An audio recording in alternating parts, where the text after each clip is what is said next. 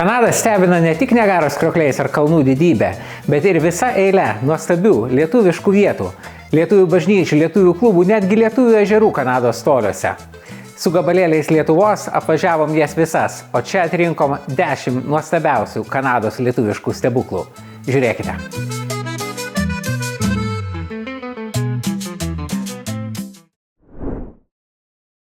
Pradėsiu nuo pačios didžiausios lietuviškos erdvės visoje Kanadoje. Čia, Misisagoje, prie Toronto. Čia veikia Kanados lietuvių archyvas muziejus, pirmoji pasaulyje tai pavadinta Lietuvos kankinių bažnyčia, bet pačios įspūdingiausios ir unikaliausios čia lietuvių kapinės. Vienintelės Kanadoje, kur apskritai tautinės kapinės praktiškai negirdėtas dalykas. Švento Jono kapinės lietuviškos ne tik todėl, kad jas įkūrė ir čia laidojasi lietuviai. Tai yra pagrindinė visoje Kanadoje erdvė lietuviškams paminklams. Čia stovi paminklai žuvusiems už Lietuvos laisvę, Marijai Lietuvos tremtinių motinai, o pats įspūdingiausias tikriausiai šitas didžiulis milžiniškas betoninis rūpintojėlis prie įėjimo į kapinių koplyčią, kuri dar dekoruota tautiniais lietuviškais raštais. O ant koplyčios išaugo ištisas lietuviškų kryžių kalnas, įkvėptas Kryžių kalno Šiauliuose, Lietuvoje. Daugybė antkapių nemažiau įspūdingi ir tautiniai už šituos paminklus. Jie dekoruoti lietuviškais simboliais, kaip Vyčio kryžiais, Gedimino stulpais, ar ištisom frazėm skirtom pabrėžti lietuvybę. Lietuviais esame mes gimę. Kodėl? Man geriausiai atsako šis Balio Savicko paminklas, ant kurio atvaizduotas 3 kryžių paminklas Vilniui, vytis ir žodžiai tėvynės netekęs, jos laisvėje gyvenau ir jos sulaukiau. Tokį likimą man skyrė visagalis. Čia beveik visų Kanados lietuvių gyvenimo istorija, tik ne visi tos laisvės sulaukia. Ta didžioji Kanados lietuvių bendruomenė, kuri įkūrė visą šitą kompleksą ir kapines, atsirado po Antrojo pasaulinio karo, kai Kanada priėmė lietuvius, vadinamus dipukais, 1944 metais pasitraukusius iš Lietuvos, artėjant antrajai sovietų okupacijai. Jie savęs nelaikė emigrantais, o tremtiniais, kadangi jeigu ne okupacija, jie niekada nebūtų emigravę. Ir todėl, kur be nuvykę, kiekvienoje šalyje ir Kanadoje stengiasi susikurti tokius gabalėlius Lietuvos. Lietuvių centras prie kapinių net vadinasi Anapilis. Kaip pasakojo mums Kanados lietuviai, reikėtų tai suprasti ne kaip pomirtinį gyvenimą, bet kaip gyvenimą po tos tremties. Tikrai sunku buvo lietuviams net iškovoti teisę čia turėti savo atskiras kapines. Tačiau tai dipukų kartai buvo labai svarbu pasilaidoti tarp kitų lietuvių ir turėti erdvę savo paminklams, kurie statyti net po to, kai Lietuva jau tapo nepriklausoma. Pavyzdžiui, Kryžių kalnas iškilo tada, kai tikrąjį Kryžių kalną Lietuvoje aplankė popiežius Jonas Paulius II ir taip jis išgarsėjo visame pasaulyje. Didelė dalis dipukų buvo inteligentai, kadangi būtent jiems labiausiai grėsė būti sovietų ištremtiems ar nužudytiems ir būtent jie labiausiai traukėsi į vakarus. Daug jų ir palaidota Kanados Švento Jono lietuvių kapinėse, o garsiausias čia palaidotas žmogus – istorikas Adolfas Šapoka. Turbūt garsiausios Lietuvos istorijos autorius. Kaskart vaikščiodamas po šitas kapines pamatau naujų įdomių antkapių, simbolių ir įžvelgiu naujų prasmių. Atėjęs į Hamiltono Aušros vartų Marijos lietuvių bažnyčią, sunkiai galėjau patikėti, kad šitą pastatą pastatė ne lietuviai. Lietuviai atvykę po Antro pasaulinio karo tiesiog gavo teisę laikyti mišias tada nenaudojamoj koplyčiai. Bet tą koplyčią taip sulietuvino, kad jos vitražai ir mane pribloškė. Jokioje Lietuvos bažnyčioje neteko matyti tokių vitražų kaip šis, vaizduojantis Lietuvos karį. Arba šitas, vaizduojantis Vargo mokyklą. Viena iš tų, kuriuose XIX amžiuje, kai lietuvių kalba buvo Rusijos imperijos draudžiama, nelegaliai mokyti lietuviai vaikai.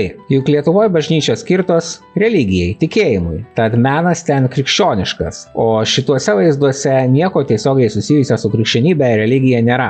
Aišku, yra Hamiltone ir krikščioniško religinio meno vitražų, tačiau jis taip pat susijęs su Lietuva. Pavyzdžiui, Šventasis Kazimieras, Aušros vartų Marija. Ar didžiulis tradicinis lietuviškas koplytstulpis lauke. Mat visos Kanados lietuvių parapijos išaugusios iš 2 šaknų. Viena šaknis taip katalikybė, bet kita tautinė veikla. Nuo lietuviškų pokalbių po kiekvienerių mišių iki lietuvių sporto klubų, lietuvių tautinių šokių ir visokiausių kitų lietuvių organizacijų. Hamiltono parapijoje greta bažnyčios pastatytas ištisas lietuvių jaunimo centras, skirtas daugiausiai visoms toms pasaulietinėms tautinėms lietuviškoms veikloms. Jo pagrindiniai salėje štai tokia graži tradicinė lietuviška daržinė. Torontas ir Hamiltonas – 2 iš 3 lietuviškiausių Kanados miestų, o 3 – Monrealis. Ši bažnyčia, prie kurios čia pakėliau droną, taip pat vadinasi Aušros vartų Marijos. Tačiau priešingai nei Hamiltono bažnyčia, lietuviai ją pastatė nuo nulio. Iš pradžių ji man atrodė gana paprasta, bet kai įsigilinau į visus simbolius, pradėjau manyti, kad tai gal netgi pati įspūdingiausia Kanados lietuvių bažnyčia. Visų pirma, visa bažnyčios forma primena Aušros vartus, bet pats įdomiausias sprendimas viduje – tiesiai už altoriaus Vilniaus 3 kryžių paminklo kopija. Taigi kiekvienų mišių metu lietuviai žiūri ir į altorių, kunigą, bet kartu ir į toli likusią Lietuvą. Dar simboliškiau, kad kai šita bažnyčia buvo statoma 1953–55 metais, 3 kryžių paminklo Vilniuje netgi nebuvo, jį buvo nugriovę sovietai. Taigi bažnyčios svečiai žiūrėdavo ne šiaip į Vilnių, žiūrėdavo į tą Vilnių, kurio jau nebuvo. Tarpukario Vilnių. Šioje bažnyčioje nėra vitražų, bet gelsvi langai man suteikia tik tai tokią kilnesnę, didingesnę atmosferą. Bažnyčią projektavo Kulpa Kulpavičius, pats garsiausias Kanados lietuvių architektas. Ir jį kas be ko irgi atlieka ir tautinę, ir religinę funkcijas. Tiesiai po pagrindinę, tikėjimui, mišioms skirta sale yra kita salė. Sportui, tautiniai veiklai, lietuvių organizacijų kabinetams. Savo ekspedicijų metu ten surengėm pasakojimus apie lietuviškas vietas JAV ir Kanadoje. Kartu išgirdom pasiūlymų, ką dar aplankyti. Ir kai kuriuos atsakymus į vieną didžiausių paslapčių – kaip greta Monrealio atsirado lietuviški ežerai. Dar kai ruošiausi pačiai pirmai gabalėlių Lietuvos ekspedicijai Kanadoje, nustebau žemėlapį apie 100 km nuo Monrealio pamatęs ežerą pavadinimu Dainava. Na, Lietuvos ar Lietuvos miestų pavadinimais pavadintos gatvės jau taip nebestebina. Tikrai daug šitų pavadinimų iškovojo lietuviai dipukai, taip pat ir pačiam Monrealiai vieną gatvę pavadino Lietuvos vardu. Bet juk čia ežeras, juk ežerai paprastai turi senus istorinius pavadinimus, o pirmosios lietuvių bendruomenės aplink Monrealį atsirado prieškariu, na, o tokia didelė jau tik tai pokariu. Kaip jie sugebėjo pavadinti ežerą? Čia mums daug papasakojo Monrealio lietuviai. Kanada – milžiniška šalis, bet tuščia. Iš tikrųjų, patys per Kanadą esam važiavę tokiais keliais, kad pavyzdžiui, kelius šimtus kilometrų nėra net nei vienos degalinės. Ir daugybė ežerų yra tokiose teritorijose, prie kurių net prieit sunkiai gali. Tačiau pokariu vyko toks procesas. Valdžia atidaro kažkokį ežerą, nutiesia ten kelią ir leidžia išsipirkti aplinkui sklypus. Kaip tik tuo metu lietuviai dipukai jau buvo šiek tiek prasigyvenę, ieškojo savo vietos vasarnamiams ir štai taip daug jų įsigijo sklypus aplink ežerą, kuriam suteikė Dainavos pavadinimą. Kadangi prieš tai ta zona buvo negyvenama, būtent toje teritorijoje lietuviai buvo tarp pirmųjų gyventojų. Tačiau, kai pakalbėdavau, kad ieškom lietuviškų ežerų, Monrealio lietuviai sakydavo, na tai ne Dainavoje reikėtų ieškoti, ten dar lietuvių buvo pakankamai nedaug. Buvo kitas ežeras, kur lietuvių būtų daug daugiau – Silver ežeras. Jis nepavadintas lietuviškai, bet sklido legendos apie ten stovinčius Gedimino stulpus, kurie atrodo tarsi Holivudo ženklas Los Andžele, iškilę virš vietinio kalno. Iki ten nuvažiavau, negalėjau žinot, ar jie iš tikrųjų yra, ar jie išlikę, kadangi daugelis, kas apie tai pasakojo, ten nebuvo buvę jau daugybę dešimtmečių. Bet atvažiavęs ne tik išvydau tuos Gedimino stulpus, perdažytus, bet kai plaukiojau pačiu ežeru su vietos lietuviu, mačiau ir prie vieno namų iškeltą trispalvę. Išėję į pensiją, nemažai lietuviai tuos vasarnamius persikėlė su visam. O tą Gedimino stulpų paminklą dar 1970 metais pastatė lietuviai skautai. Mat čia netoliese veikė lietuvių skautų stovykla Baltija. Tiesa, ji užsidarė 1997 metais. Mat visoje Kvebeko provincijoje lietuvių mažėjo, kadangi lietuviai atvykę į Kanadą daugiausiai išmoko angliškai. Tuo tarpu Kvebekas kalba prancūziškai ir kuo toliau, tuo labiau prancūzų kalba čia tampa būtinybė. Tad kitose Kanados provincijose sutikom daugybę lietuvių dipukų, kurie patys ar jų tėvai iš pradžių gyveno Kvebeke, tačiau galiausiai išsikėlė į kitas angliškai kalbančias provincijas. Tačiau lietuviškų ženklų Monrealio apylinkėse liko ir daugiau. Štai yra pavyzdžiui Neries gatvė, arba štai ši poilsiavietė, kuri priklauso lietuvių kilmės Gentemanų šeimai ir nameliai ten vadinasi lietuviškai Žiema, vasara. Toronto lietuviai savuoju kurortu paskelbė Wasaga Beachą. Tokia visuotinė tendencija Amerikoje tarp lietuvių dipukų, kad jie ieškojo kažkokios vietos, kuri kuo labiau primintų Palangą. Bet nuo Toronto iki artimiausių Kanados jūros ar vandenyno krantų važiuoti 14 valandų, tačiau Hurono ežeras, prie kurio išsidėstęs Wasaga Beach'as, pats labai jau primena jūrą. Net kito kranto būna nesimato. Lietuvių čia vasarodavo tiek daug, kad 1955 metais jie jau net pasistatė savo bažnyčią. Tiesa, labai netipinę, vasarinę. Tokią, kur ištisa siena už altoriaus atsidaro ir tiesiai už kunigo atsiveria gamta. Ir ten lauke dar papildomi suoleliai. Jeigu nori, gali dalyvauti mišiose viduje, jeigu nori, lauke. Wasaga Beach'e net kelios gatvės pavadintos lietuviškai. Vydūno gatvė, Nidos gatvė. Bet unikaliausias lietuvybės židinys čia Kretinga, lietuvių vaikų stovykla, viena iš vos 2 Kanadoje. Lietuviai dipukai suprato, kad jie patys tai tikrai visus gyvenimus praleis lietuviškoje aplinkoje, bet kaip jų vaikai, juk jie Kanadoje ėjo į bendras mokyklas, dauguma kaimynų irgi buvo nelietuviai, nes niekur nebuvo tokio aiškiai lietuviško rajono. Sprendimas lietuvių stovyklos, kaip Wasagos Kretinga, kad bent savaitę ar kelias vasaros metu vaikai galėtų praleisti tikrai lietuviškoje aplinkoje, kartu su kitais lietuviais vaikais ir ne tik su lietuvių kalba, lietuviškom dainom ar lietuviškais rankdarbiais, tačiau ir apsupti šitokių vietų kaip šitas simbolinis Kretingos kryžių kalnelis, Lietuvos žemėlapis ar daugybė lietuviškų kūrinių, kuriuos palieka kiekviena stovyklautojų karta. Wasagoje lietuviai susikūrė nuostabiausius gabalėlius Lietuvos savo, o štai Midlande, 35 km nuo Wasagos, jie sugebėjo pradėti visos Kanados tradiciją. Atvykę jie jau rado šią Kanados kankinių šventovę, kuri pastatyta pagerbti dar 18 amžiuje dėl tikėjimo Kanadoje nužudytiems jėzuitams. Ėjo 1957 metai ir lietuviai norėjo parodyti kanadiečiams, kad jei Kanadoje mirtys dėl tikėjimo tolima praeitis, tai Lietuvoje jos vyko ir tuo metu. Sovietiniai trėmimai, žudymai, religingųjų persekiojimas. Ir štai šalia Kanados kankinių šventovės jie pastatė šią Lietuvos kankinių šventovę. Iš pradžių štai šitą medinį kryžių, vėliau 1972 metais jį pakeitė metaliniu. Vasaromis organizavo piligrimystės prie šitos šventovės. Stebuklas čia ne pats kryžius, bet tai, ką jis įkvėpė. Mat, po lietuvių tokias šventovės savo kankiniams čia pradėjo statyti ir kitos tautos. Dabar jau yra jų gal 14 – baltarusių, afrikiečių, kinų, slovėnų, vokiečių, italų. Kai lankiausi Kanados kankinių šventovėje, įdomu buvo pamatyti grafiką, kur kiekvienas vasaros savaitgalis dedikuotas vis kitos tautos piligrimystei prie savo šventovės. Man, kaip gabalėlių Lietuvos ieškotojai, taip pat įdomi pasirodė ši Lenkų šventovė, nes štai šis paminklas yra įkvėptas gailestingojo Jėzaus paveikslo, kurio originalas kabo Vilniuje. Jis nutapytas pagal Vilniuje gyvenusios Lenkų vienuolės Šventosios Faustinos Kovalskos regėjimus, todėl yra vienodai brangus ir lietuviams, ir lenkams.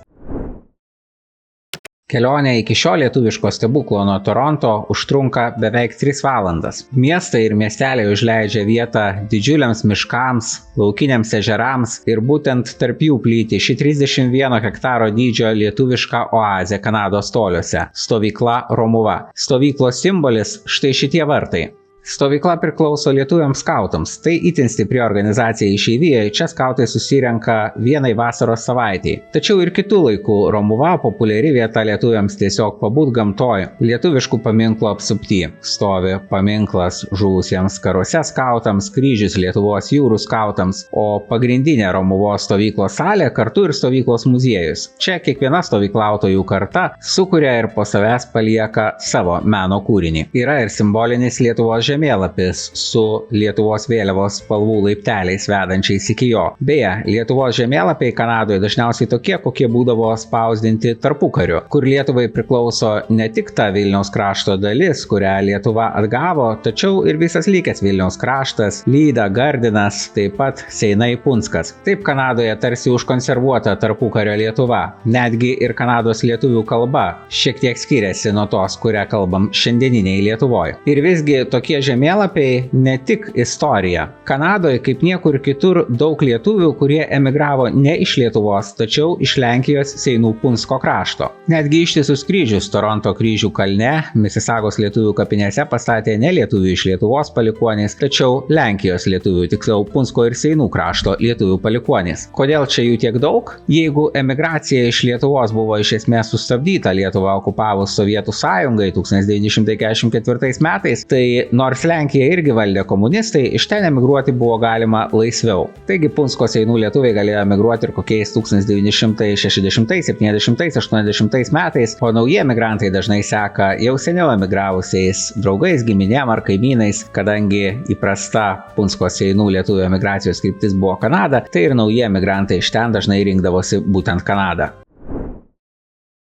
O štai Tanderbėjuje, 1400 km nuo Toronto, stebuklas, kad paminklas Lietuvai apskritai iškilo ir išliko. Mat lietuvių bendruomenės čia nėra išvis. Kai planavome ekspediciją, nuvažiuoti tuos 100 km iki šio itin atšiaurių klimatų garsėjančio Kanados miesto, vargais negalais pavyko rasti vieną čia gyvenantį lietuvį. Tiesa, ir jis persikėlęs iš kitur. Ir jam šis paminklas atrodė įdomus stebuklas. Tiksliau, čia ne paminklas, o ištisa kompozicija Lietuvai, kurią sukūrė tas pats garsiausias Kanados lietuvių architektas Kulpa Kulpavičius. Yra koplytėlė su rūpintojėliu viduj, yra stovas su užrašu Lietuva, Vyčių Gedimino stulpais, vienoj pusėje Gedimino pilim Vilniuje, o kitoj pusėje Laisvės statula Kaune. Kompozicijoje parašyta, kad pirmieji lietuviai atvyko į Tanderbėjų dar 1874 metais, o pagrindinė banga, aišku, po Antrojo pasaulinio karo. Tačiau iš tikrųjų lietuvių čia niekada nebuvo daug. Kaip gimė šis paminklas? Jis yra dalis tarptautinio draugystės sodo, kuriame stovi paminklai įvairioms pasaulio šalims, tačiau paminklas Lietuvai tikrai bene pats įspūdingiausias. Ta sodą 1967 Kanados šimtmečio proga kūrė Soroptimos moterų klubas. Tarp to klubo narių tikriausiai buvo ir lietuvių, kurioms tokį paminklą pastatyti atrodė labai svarbu. Kai kurių gabalėlių Lietuvos sukūrimą, kaip didžiųjų lietuvių bažnyčių ar kapinių, nulėmė didelės lietuvių bendruomenės. Tačiau kartais, kaip Tanderbėjuje, pakanka ir mažesnio skaičiaus, tačiau labai iniciatyvių ir Lietuvą įamžinti norinčių žmonių. Ilgainiui ir tie lietuviai, kurie čia gyveno, iš tokių atšiaurių vietų kaip Tanderbėjus išsikėlė į didesnius Kanados miestus. Galbūt jie niekada čia ir nebūtų gyvenę, jei ne Kanados politika. Nors Kanada priėmė lietuvius dipukus, tačiau mainais už teisę gyventi Kanadoje jie turėjo atidirbti Kanados valdžios nurodytose vietose. Tos vietos dažnai būdavo visokie tolimi užkampiai panašus į Tanderbėjų. Tik įvykdę šią darbo prievolę lietuviai gaudavo laisvę keltis į kurią nori Kanados vietą. Atokiausią gyvą veikiantį gabalėlį Lietuvos, daugiau negu 3000 km nuo Toronto, radom štai čia, Edmontone. Tikras stebuklas, kad lietuviams pavyko pastatyti savo lietuvių namus, kai pokariu tų lietuvių šitą mieste buvo tik šiek tiek daugiau negu 450. Kad visi suvienytų jėgas, reikėjo prieiti įdomių kompromisų. Buvo diskusija, ką statyti, ar lietuvių bažnyčią, ar pasaulietinius lietuvių namus. Prieitas išganingas architektūrinis sprendimas, kurio nemačiau niekur kitur lietuvių pasaulyje. Pastatas atlieka abidvi funkcijas. Dabar štai, matome, atrodo paprasta pasaulietinė salė renginiams, kurioje mes taip pat turėjom ir savo pasakojimą apie gabalėlius Lietuvos, JAV ir Kanadoje. Bet štai galinė siena atsiveria ir už jos pasimato altorius. Ir štai dabar lietuvių namų renginių salė pavirto koplyčia, kurioje sekmadieniais vyksta mišios. Tiesa, dabar jau nebe lietuvių kalba, nes jei po Antrojo pasaulinio karo išeivijoje buvo tikras kunigų perteklius, kadangi vengdami sovietų okupacijos iš Lietuvos pasitraukė itin daug kunigų,